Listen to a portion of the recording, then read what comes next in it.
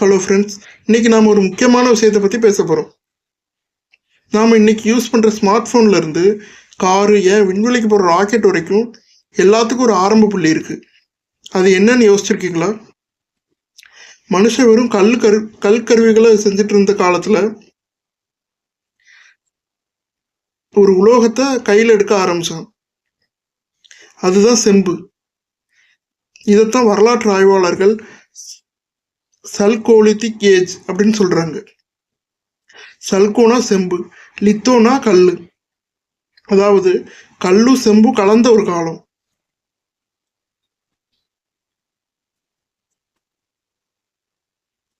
இப்போ ஒரு கற்பனை பண்ணி பாருங்க.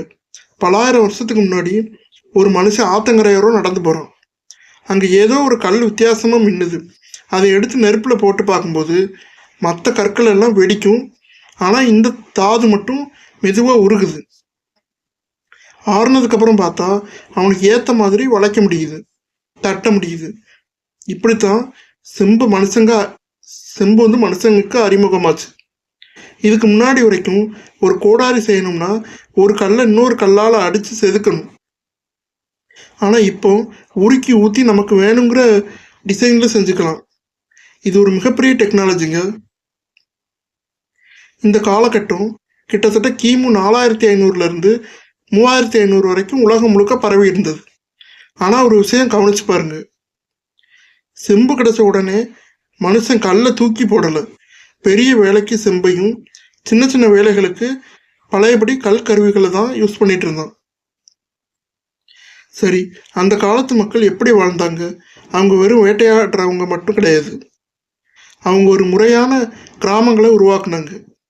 விவசாயம், இவங்க கோதுமை, பாசிப்பயிறு, உளுந்து இதெல்லாம் பயிரிட ஆரம்பிச்சாங்க. ஆடு மாடு பன்றி வளர்க்குறது இவங்களுக்கு கைவந்த கலை. மண்பாண்டங்கள், செம்பு காலத்தோட இன்னொரு அடையாளம் பானை. அதுவும் சும்மா பானை இல்லை, சக்கரத்தை யூஸ் பண்ணி அழகா பானைங்களை செஞ்சாங்க. அதில் ஓவியங்கள் வரைஞ்சாங்க. குறிப்பாக கருப்பு மற்றும் சிவப்பு நிற பானைகள் ரொம்ப பிரபலம். வீடுகள், இவங்க வீடுகள் சதுரமாவோ இல்லை வட்டமாவோ இருக்கும். களிமண் மற்றும் வைக்கோல் கலந்து செய்கிறது. அதுக்கப்புறம் அதில் எழுதி வைக்கிறது. இப்போ நீங்கள் கேட்கலாம், நகைக்கெல்லாம் நகைக்கெல்லாம் போட்டுக்கிட்டாங்களா?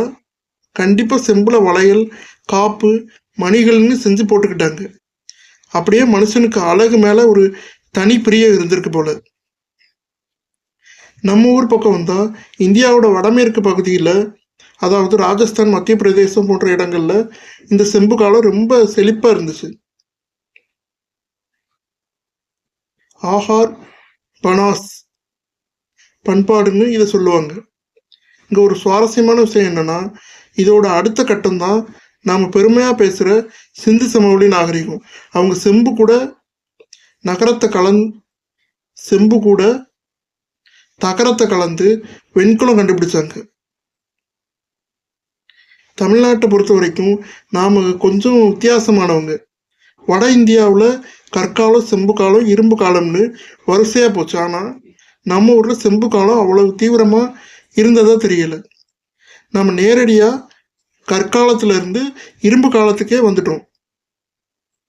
ஆனால் இப்போ நடக்கிற கீழடி ஆதிச்சநல்லூர் அகழாய்வில் அங்கே ஒன்று இங்கே ஒன்றுமா செம்பு பொருட்கள் கிடைச்சது. இது இன்னும் பெரிய விவாதத்தை கிளப்புது. ஆக மொத்தத்தில் இந்த செம்பு காலங்கிறது மனுஷனோட கற்பனை திறனுக்கும் முயற்சிக்கும் ஒரு சாட்சி. ஒரு சாதாரண உலோகத்தை வச்சு உலகத்தையே மாற்ற முடியும்னு அன்னைக்கே நாம் நிரூபிச்சிருக்கோம். இன்னைக்கு நாம் யூஸ் பண்ணுற ஒவ்வொரு எலக்ட்ரானிக் சாதனங்களுக்கும் இன்னும் அந்த செம்பு தான் உயிரோட்டமாக இருக்குது. அதை ஆரம்பித்து வச்ச நம்ம முன்னோர்களை நினச்சி பார்த்தா ஆச்சரியமாக இருக்கு.